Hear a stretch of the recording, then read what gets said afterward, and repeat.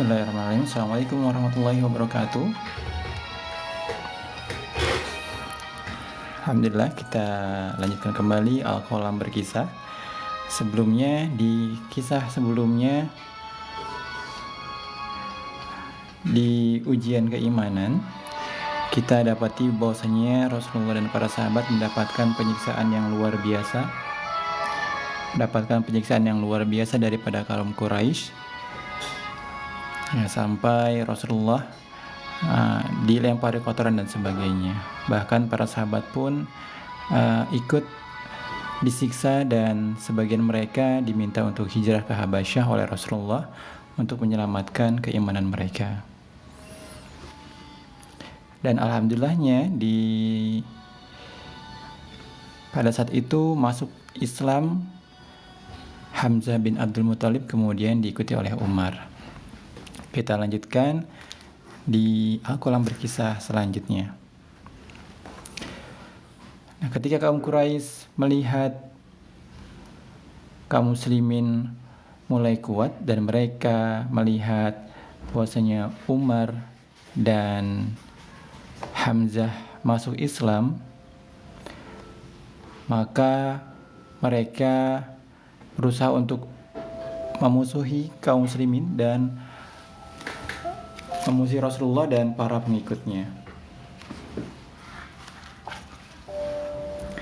Ketika kaum Quraisy melihat para sahabat Rasulullah SAW mendapatkan perlindungan dan keamanan di Habasyah oleh Raja Najasyi,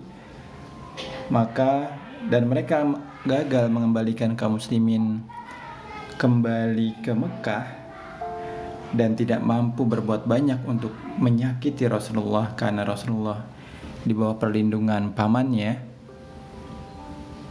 Abu Thalib, maka mereka pun sepakat untuk melakukan pemboikotan terhadap Rasulullah dan para pembelanya dari Bani Hashim dan Bani Abdul Muthalib.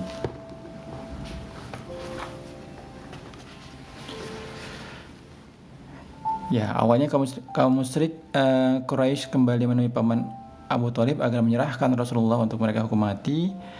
Namun paman Abu Thalib kemudian melindungi Rasulullah dan mengumpulkan Bani Hashim dan Bani Abdul Muthalib untuk melindungi Rasulullah. Karenanya kaum musyrikin, orang-orang Quraisy itu sepakat untuk melakukan pemboikotan terhadap Rasulullah dan para pembelanya dari Bani Hashim dan Bani Abdul Muthalib. Nah, mereka sepakat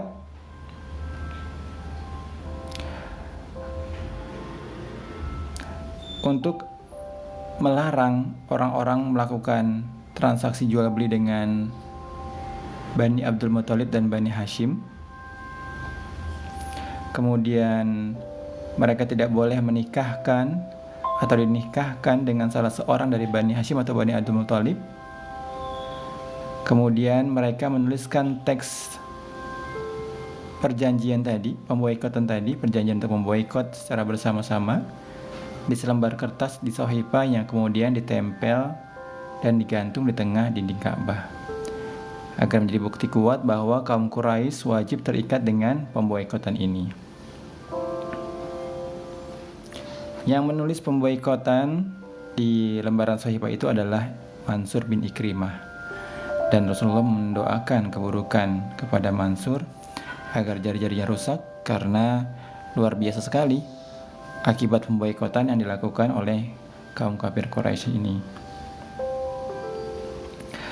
Pemboikotan berlangsung selama 3 tahun. Ya. Nah, ini di kampungan Bani Kinanah, orang-orang Quraisy membuat piagam perjanjian kesepakatan berisi sumpah bahwa mereka tidak akan menjalin jual beli, persahabatan, persaudaraan, hubungan pernikahan, berkumpul, berteman, bahkan tidak akan mengajak Bani Hashim dan Bani Abdul Muthalib bicara.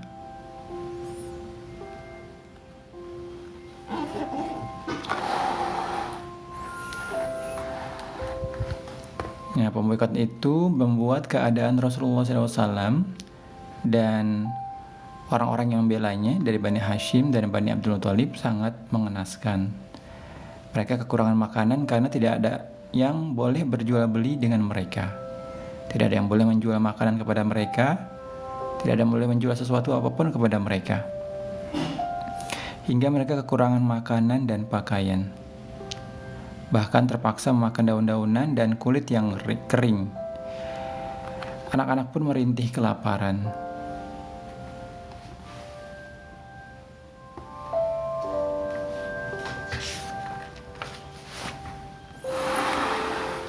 Di tengah pemboikotan itu, Paman Abu Thalib selalu mengkhawatirkan keadaan Rasulullah SAW.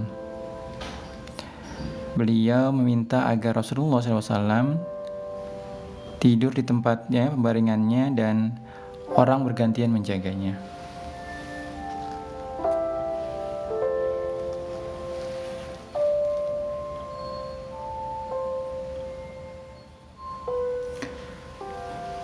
Kesulitan hidup yang dialami oleh Bani Hashim dan Bani Abdul Muthalib akibat pemboikotan yang tidak manusiawi membuat mereka kelaparan menimbulkan simpati kepada mereka. Ada orang-orang yang mengirimkan bantuan berupa makanan, walaupun secara tidak langsung. Yang mereka mengirimkan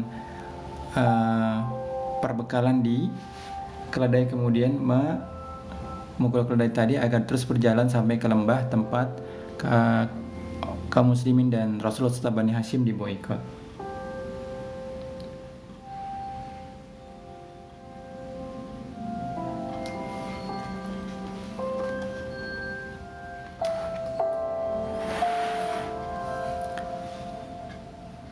Meski pemboikotan itu sudah berlangsung selama 3 tahun, kaum muslim tetap tegar dan tidak ada satupun yang mengikuti kafir Quraisy.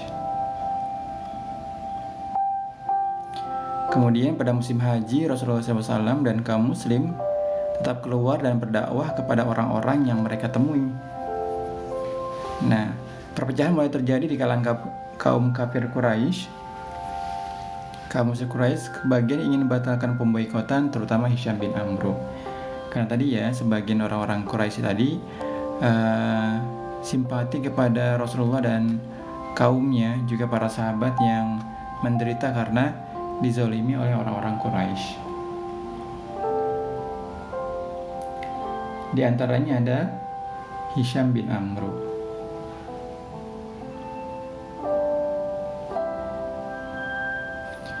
Nah, Hisham berkata, ketika menemui temannya, "Wahai Zuhair, apakah engkau suka makan makanan, memakai pakaian, dan menikahi wanita? Engkau tahu betul keberadaan para bibimu, di mana orang-orang Quraisy dilarang melakukan transaksi jual beli dengan mereka, tidak boleh menikahkan atau dinikahkan dengan mereka. Seandainya ajakan seperti ini yang menimpa bibimu diserukan kepada para bibi Abi Al-Hakam bin Hisham, maka aku akan bersumpah demi Allah untuk tidak akan mematuhi selamanya." Ya, jadi Hisham itu mengajak temannya agar bersama mendukungnya mengakhiri pemboikotan yang dilakukan oleh kaum musyrikin Quraisy.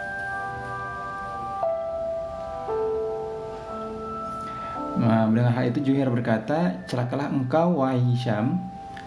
Apa yang dapat saya perbuat jika saya seorang diri? Demi Allah, seandainya ada orang lain selain saya, niscaya saya akan benar-benar merusaknya hingga pemboikotan berakhir." Maka Hisham berkata, "Sudah ada orang lain selain engkau." "Siapa dia?" tanya Zuhair. "Saya," jawab Hisham.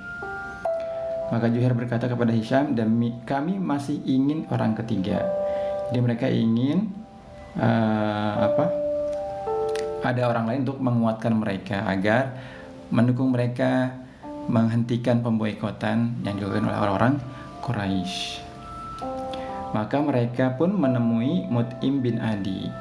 Kepadanya Hisham berkata, "Wahai Mut'im, senangkah jika orang-orang dekat kami di antara Bani Abdul Manaf binasa? sedang engkau menyaksikan sendiri. Jadi kamu senang nggak kalau misalnya kira-kira orang-orang atau keluargamu binasa dan engkau menyaksikan sendiri? Nah, bagaimana sikap orang-orang Quraisy terhadap mereka? Demi Allah, jika hal itu menimpa kelompokmu, maka dapat dipastikan engkau akan segera menolongnya. Mut'im berkata, celakalah engkau, apa yang dapat aku perbuat, sedang aku seorang diri. Hisham berkata, sudah ada orang lain selain engkau. Siapa dia? Tanya Mut'im. Aku, jawab Hisham. Mut'im berkata, kami perlu orang ketiga. Sudah ada, jawab Hisham. Siapa dia? Tanya Mut'im. Juhair bin Abi Umayyah, jawab Hisham. Maka Mut'im berkata, kita masih butuh orang keempat. Lalu Hisham pergi menemui Abu al-Bakhtari bin Hisham. Ya, jadi mereka berempat sepakat untuk menyudahi pemboikotan yang dilakukan oleh pembesar Quraisy. Dan di lain sisi Rasulullah bilang kepada pamannya, wahai paman, lembaran perjanjian itu telah musnah karena Allah telah mengirimkan rayap untuk memusnahkannya, kecuali tulisan yang ada nama Allah, kata Rasulullah SAW kepada pamannya Abdul Muttalib.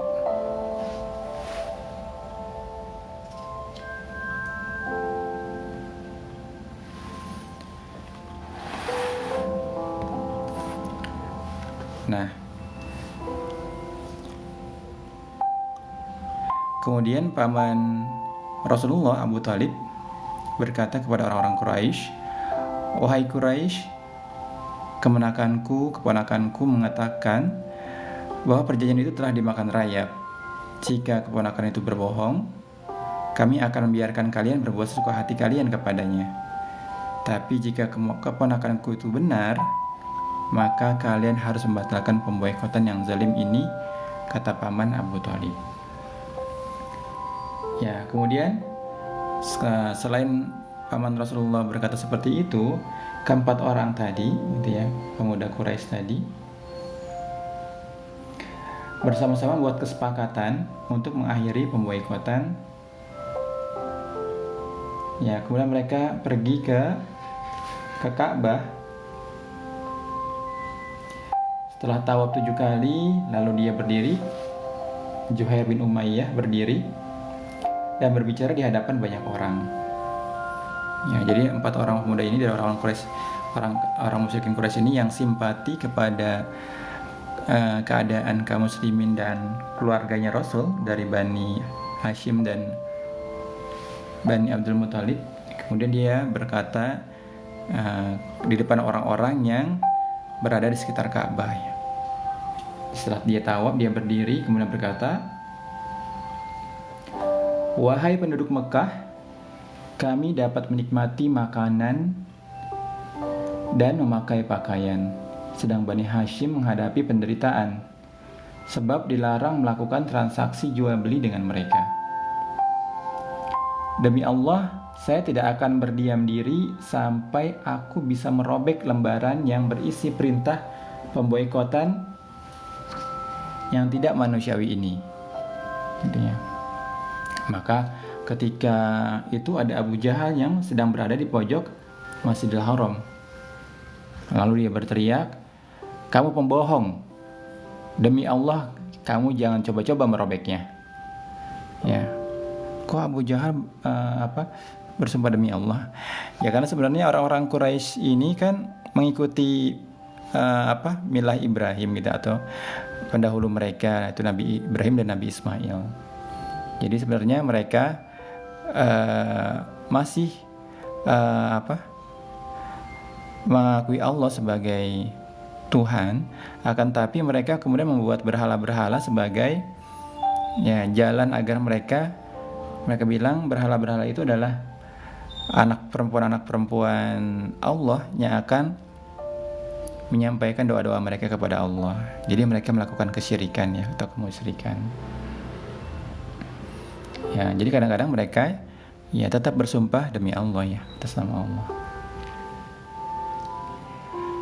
Kemudian Jam'ah bin Aswad berkata, "Wahai Abu Jahal, engkaulah sebenarnya orang yang paling pembohong. Kami tidak senang dengan tulisan lembaran itu, sebagaimana yang engkau tulis." Ya, Abu Al-Bahtari berkata, jadi mereka saling mendukung nih, 4 orang pemuda tadi, gitu ya. Nah, satu lagi berkata, "Jam'ah benar. Kami tidak senang dengan apa yang tertulis dalam lembaran itu, dan kami tidak mengakuinya." Ya, jadi mereka sepakat terus saling bersaut-sautan agar orang-orang di sekitar Mekah, di sekitar Ka'bah itu terus mendukung mereka dan simpati. Kemudian disauti lagi oleh teman mereka yang lain, Mut'im bin Adi. Ya, dia berkata, "Keduanya benar dan bohonglah orang yang mengatakan selain itu. Kami berlepas diri di hadapan Allah dari kezaliman akibat tulisan yang ada di dalam lembaran itu." Nah, kemudian tambah lagi oleh Hisham bin Amru, berkata seperti itu, ya, saling mendukung satu sama lainnya, sehingga membuat simpati orang-orang yang ada di sekitar Ka'bah. Ya, kita tahu bahwasanya Ka'bah sejak zaman dulu ya memang tempatnya orang-orang datang ke situ tawaf, gitu ya, berhaji, umroh dan sebagainya, selalu ramai.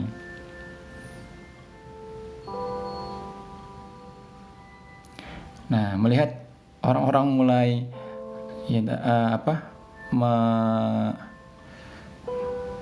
mendukung pembatalan pemboikotan dan menyudutkan Abu Jahal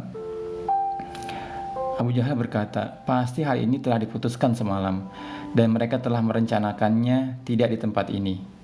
Ya, sambil duduk di pojok masjid. Ya. Kemudian Mut'im masuk ke dalam Ka'bah. Di situ ada Abu Thalib juga, gitu ya, yang tadi bilang gitu ya, bahwasanya lembaran itu pasti sudah dimakan rayap, gitu, seperti yang disampaikan oleh Rasulullah. Dan benar, ternyata sahifah tadi atau lembaran tadi sudah dimakan rayap, hanya tersisa kalimat Bismika Allahumma. Ya, Masya Allah ya. Nah, maka sejak hari itu pemboikotan pun berakhir dan kaum muslimin dan juga Bani Hashim dan Bani Abdul Muthalib kembali ke tempat mereka.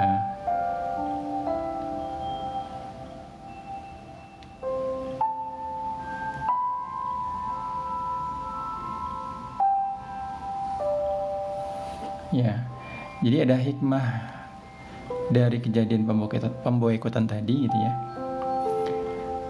Hikmahnya apa? Akhirnya orang-orang yang memang belum masuk Islam atau berada di pihak kaum musyrikin yang memusuhi dakwah Rasul, ternyata akhirnya menjadi simpati, gitu ya, menjadi simpati. Kemudian akhirnya mereka satu demi satu simpati kepada Rasulullah, kepada kaumnya, kepada kaum muslimin, dan ya nantinya mereka akan dengan hati yang ikhlas masuk ke dalam agama Islam. Kita bisa meyakini ya itu adalah ketika orang-orang musyrikin itu melakukan tipu daya, Allah membalas tipu daya mereka. Ya, seperti dalam ayat Al-Qur'an, A'udzubillahi minasyaitonirrajim. Wa yamkuruna wa yamkurullah wallahu khairul makirin. Mereka hendak membuat tipu daya dan Allah menggagalkan tipu daya itu. Dan Allah sebaik-baiknya pembalas tipu daya. Ya, Masya Allah.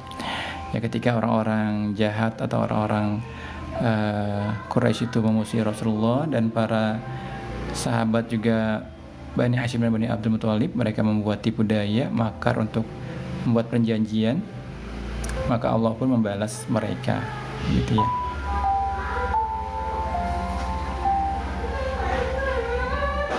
Ya, setelah itu kemudian dirabekan oleh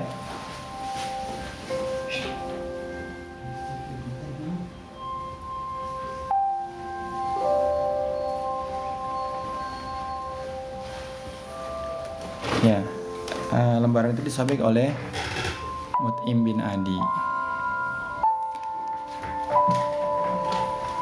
Ya walaupun Rasul dan para sahabat tidak lagi dikucilkan, tapi mereka tetap menghadapi hinaan dan siksaan kafir Quraisy ya. Jadi orang-orang kafir Quraisy tetap tidak berhenti untuk menyiksa atau menyakiti orang-orang Islam. Ya. Tetap mereka akan menyiksa siapapun dari kaumnya yang masuk ke dalam agama Islam. Nah, setelah kejadian itu, setelah pembaikan berakhir, paman Abu Thalib yang sudah tua mulai sakit-sakitan. Tak berapa lama kemudian paman Abu Thalib pun wafat pada usia 80 tahun. Rasulullah sangat sedih sekali. Kenapa? Orang yang melindungi beliau, melindungi dakwahnya, ya, siang dan malam akhirnya tutup usia atau meninggal. Yang lebih membuat Rasulullah sedih adalah karena pamannya Abu Thalib tetap meninggal dalam keadaan kafir, belum masuk Islam. Ya, Rasulullah mendoakan dan meminta kepada Allah agar mengampuni paman Abu Thalib. Ya. Namun Allah menegurnya, gitu ya, karena ya tidak layak seorang Rasul kemudian meminta tadi ya, ini untuk orang-orang yang kafir ya, walaupun menolong Rasulullah tetap dalam Abu Thalib ini tetap meninggal dalam keadaan kafir.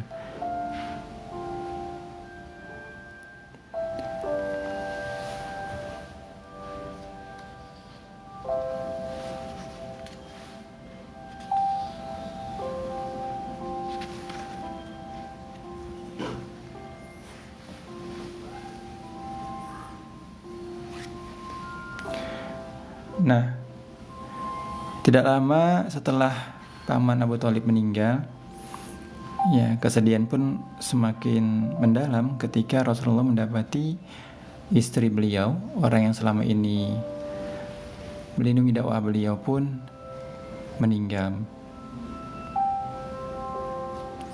yaitu Bunda Khadijah, orang yang paling awal masuk Islam, orang yang mendukung beliau sepenuh hati, menyemangati beliau, mengerahkan semua hartanya untuk beliau, untuk dakwah beliau, yang selalu mendukung beliau, menyemangati beliau ketika beliau dan kesusahan pun meninggal.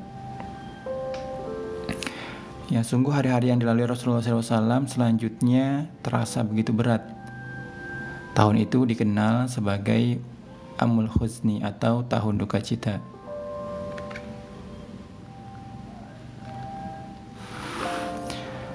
Rasulullah SAW pernah berkata tentang keistimewaan Bunda Khadijah. Rasulullah berkata, "Dia beriman kepadaku saat semua orang mengingkariku. Dia membenarkanku sewaktu semua orang mendustakanku. Dia mendukungku dengan hartanya selagi semua orang menghalangiku. Allah menganugerahiku anak darinya, sementara aku tidak punya dari yang lain." Ya, keistimewaan Bunda Khadijah.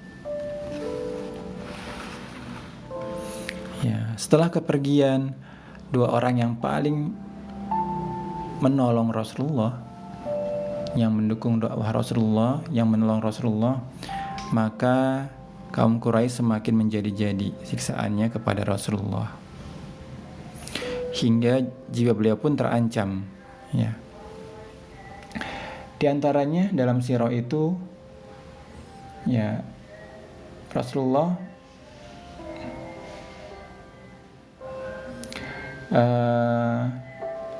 mendapatkan siksaan dari Abu Lahab dan istrinya. Kemudian juga Rasulullah mendapatkan penganiayaan dari Umayyah bin Khalaf, gitu ya, yang selalu mencela beliau, berkata-kata yang tidak pantas kepada beliau saat Rasulullah lewat di depan mereka.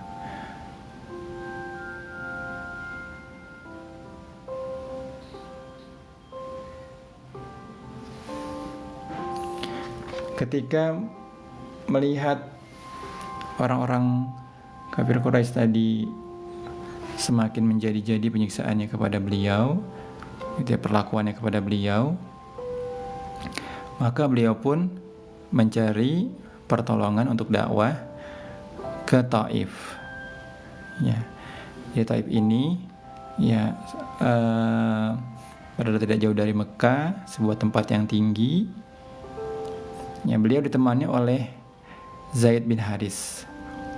Nah, beliau di sana berdakwah selama 10 hari, mengajak orang-orang Taif masuk Islam dan mendukung dakwah Islam.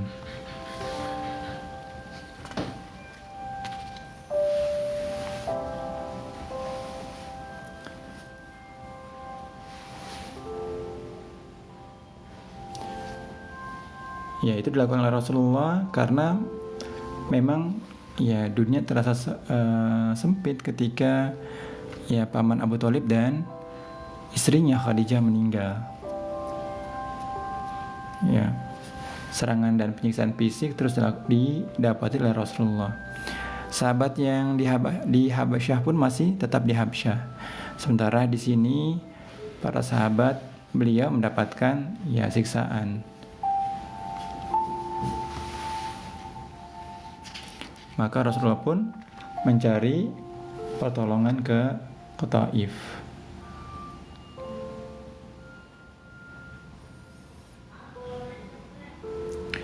Ya, kenapa beliau ke Taif? Karena beliau merasa Taif itu sebagai tempat yang cocok gitu ya. Sebagai tempat di mana kaum muslimin bisa hidup di sana dengan tenang, dengan kemudian menjalankan dakwah di sana, tinggal di sana.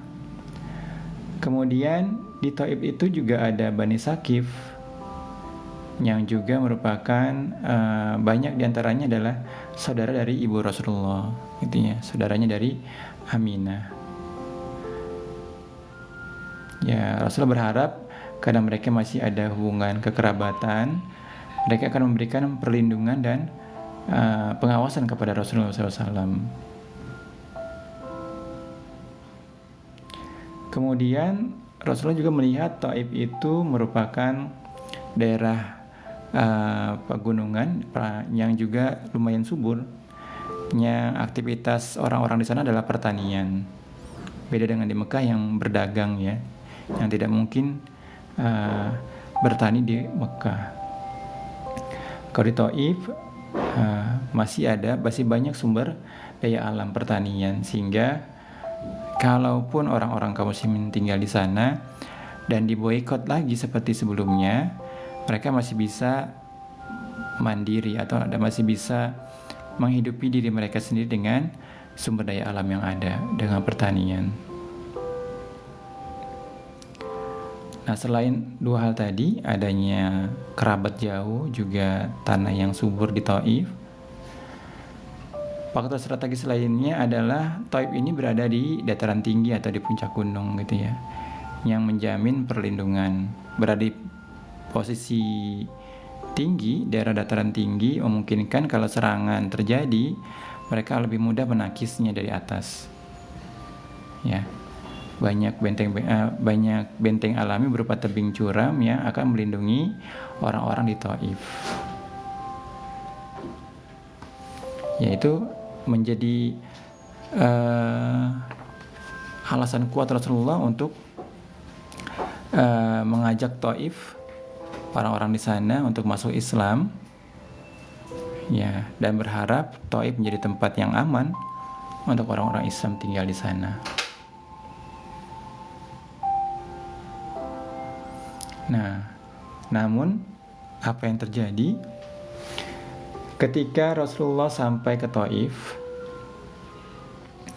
beliau menemui 3 bersaudara yang merupakan para pemimpin atau pembesar di Taif. Ya, termasuk tokoh-tokoh yang dimuliakan oleh orang-orang Taif. Mereka adalah Abdul Yalil Al-Amr bin Umair, Mas'ud bin Amr bin Umair, dan Hubab bin Amr bin Umair. Ya, ternyata penerimaan mereka atau sambutan mereka sangat jelek gitu ya kepada Rasulullah. Ya, bahkan mereka mengejek Rasulullah ketika Rasulullah menyampaikan dakwah Islam dan menyatakan bahwasanya beliau adalah seorang nabi. Ya, salah seorang di antara mereka berkata, ya, robeklah penutup Ka'bah jika Allah mengutusmu. Apakah Allah tidak menemukan orang lain yang diutusnya selain kamu? Itu kan ejekan ya, gitu ya. Lebih baik penutup Ka'bah itu robek, kan penutup Ka'bah itu robek gitu ya. Emang nggak ada orang yang lebih baik gitu ya selain kamu. Nah, kemudian ditimpali oleh orang yang lainnya. Demi Allah, aku tidak akan berbicara denganmu selamanya jika kamu benar-benar utusan Allah seperti yang kamu katakan. Ya, sungguh bahayamu lebih besar daripada berbicara denganmu. Kamu benar-benar telah berdusta atas nama Allah. Inilah yang menjadi alasan mengapa aku tidak mau berbicara denganmu, gitu ya. Jadi mereka terus mengejek Rasulullah, gitu ya, dengan anggapan, wah kalau kita ngomong sama orang ini bahaya nih, gitu ya, nanti bisa-bisa kita kena ajab nih, gitu ya. Seolah-olah mereka mengejek seperti itu. Maka Rasulullah pun pamit. Sebelum pamit dia bilang kepada mereka, jika kalian melakukan apa yang ingin kalian lakukan, maka rahasiakanlah dariku, gitu ya. Jangan sampai hal itu sampai ke telinga kaumnya, gitu ya. Maksudnya aku juga punya kaum orang-orang Quraisy yang mendukungku di belakangku, gitu ya. Jadi jangan sampai mereka kemudian melakukan hal-hal yang di luar batas. Nah, kemudian mereka menyuruh orang-orang dan anak-anak mengusir, mencemooh Rasulullah, gitu ya, menghina beliau dan melempari beliau dengan batu. Zaid bin Haris yang mengikuti beliau, yang ikut bersama beliau, berusaha melindungi Rasulullah SAW hingga banyak luka di sekujur tubuh dan kepala Zaid kena batu lemparan. Kaki Rasulullah SAW pun terluka dan berdarah.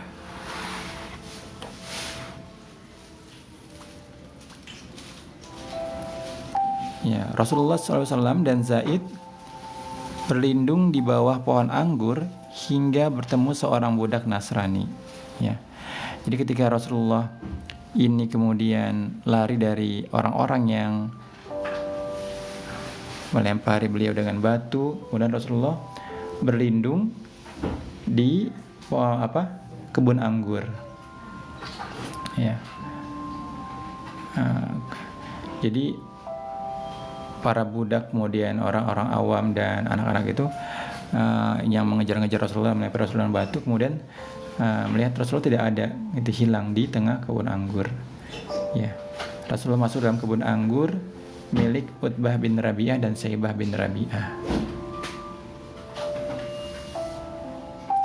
Nah, kemudian beliau duduk di sana, gitu ya, dan berdoa kepada Allah.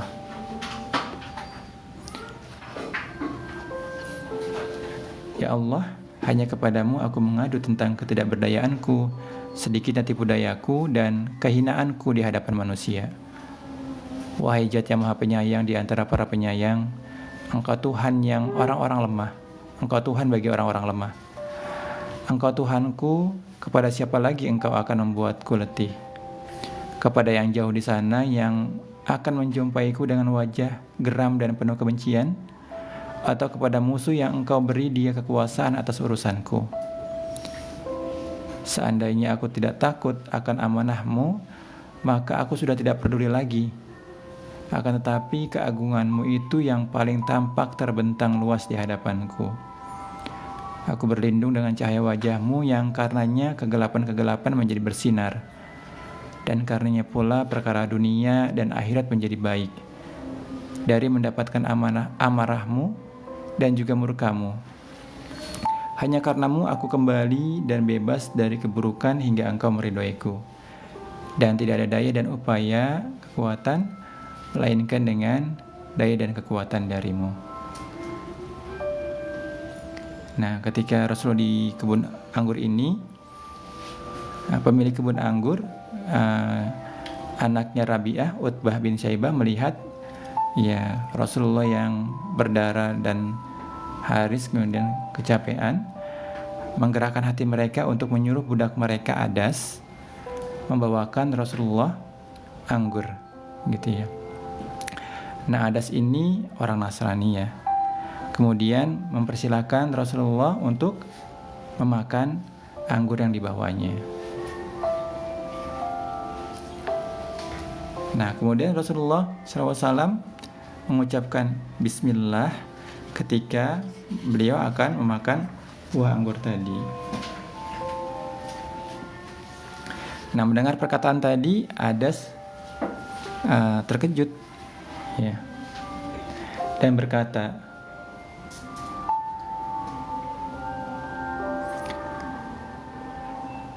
demi Allah, perkataan ini belum pernah diucapkan oleh penduduk daerah sini, gitu ya, kata Adas yang kagum dengan ucapan Bismillah tadi. Ya, kenapa? Karena orang-orang di Taif gak ada yang berkata seperti itu kalau mau makan.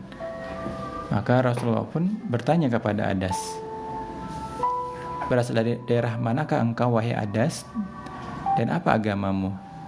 Adas berkata, agamaku Nasrani. Aku salah seorang di antara penduduk Ninawa. Rasulullah SAW berkata, kalau begitu kamu berasal dari desa orang yang saleh Yunus bin Matta. Ya, jadi Ninawa ini kampung halamannya Nabi Yunus. Ya. Adas berkata, dari mana kamu mengenal Yunus bin Matta? Rasulullah SAW berkata, dia itu saudaraku, dia seorang nabi, dan aku juga seorang nabi. Adas sangat percaya dengan Rasulullah SAW. Dia mencium kepala Rasul, mencium kedua tangan Rasulullah, dan kedua telapak kaki Rasulullah. Ya. Melihat kejadian itu, ya, pemilik kebun berkata kepada saudaranya, lihat pembantumu, dia benar-benar telah berbuat tidak sopan kepadamu, gitu ya. Maksudnya melakukan penghormatan berlebihan kepada orang-orang yang tadi ya dikejar-kejar oleh kaumnya, gitu ya. Maka setelah ada sampai ke tuannya, ya, tuannya berkata, celakalah engkau wahai Adas, gitu ya. Kenapa engkau mencium kepala orang itu, kedua tangannya dan kedua telapak kakinya? Adas berkata, wahai tuanku, tidak ada sesuatu di bumi yang lebih baik dari ini. Dia telah menyampaikan kepadaku suatu perkara yang tidak diketahui kecuali oleh seorang nabi. Keduanya berkata, pemilik kebun tadi, celakalah engkau wahai Adas, jangan sampai dia memalingkanmu dari agamamu. Ingat, agamamu lebih baik daripada agamanya. Ya. Nah, di tengah siksaan seperti itu pun Rasulullah SAW tetap mendoakan penduduk Taif. Ya, walaupun diriwayatkan Allah mengutus malaikat penunggu gunung untuk menemui Rasulullah dan menyampaikan bantuannya kepada Rasulullah. Kalau beliau mau, mereka akan mengangkat gunung Taif kemudian menimpahkannya kepada orang-orang Taif. Tapi Rasulullah menolaknya. Bahkan Rasulullah tetap mendoakannya. Mungkin mereka tidak beriman padaku sekarang, tapi mungkin anak-anak mereka, cucu-cucu mereka nanti akan beriman kepadaku nanti. Ya, Masya Allah. Di tengah cobaan seperti itu, di tengah Rasulullah diperlakukan seperti itu, ya, Rasulullah masih mendoakan orang-orang Taif tadi, ya. Kemudian Rasulullah pun memutuskan kembali ke Mekah dengan jaminan keamanan dari Mut'im bin Adi. Tadi Mut'im bin Adi tadi orang yang sepakat untuk menyudahi boikot, ya, boikot yang dilakukan oleh orang-orang Quraisy. Nah, jadi Mut'im bin Adi ini menjamin keamanan beliau. Kalau seorang sudah dijamin keamanannya, maka tidak boleh ada yang membunuhnya atau menyakitinya, gitu ya. Dan Rasulullah kemudian melanjutkan aktivitas beliau berdakwah seperti biasa gitu ya, walaupun hari-hari tetap ya cacian, makian, hinaan, siksaan gitu ya, dialami oleh beliau dan para sahabat. Nanti kita lanjutkan kembali kisah selanjutnya ya, kisah perjalanan dakwah Rasulullah. Masih di tahun duka cita, Allah akan memberikan kabar gembira kepada Rasulullah. Allah akan menghibur Rasulullah dengan suatu perjalanan yang tidak pernah didapati atau dilalui oleh nabi-nabi sebelumnya. Ya, apa itu? Nanti kita lanjutkan di episode berikutnya di pekan depan. Masih di Al-Qalam Berkisah. Jangan lupa disimak di setiap Ahad sore jam 4:30 sampai jam 5:30 sore. Terima kasih sudah menyimak. Akhir kata saya ucapkan syukran jazakallahu khair. Assalamualaikum warahmatullahi wabarakatuh.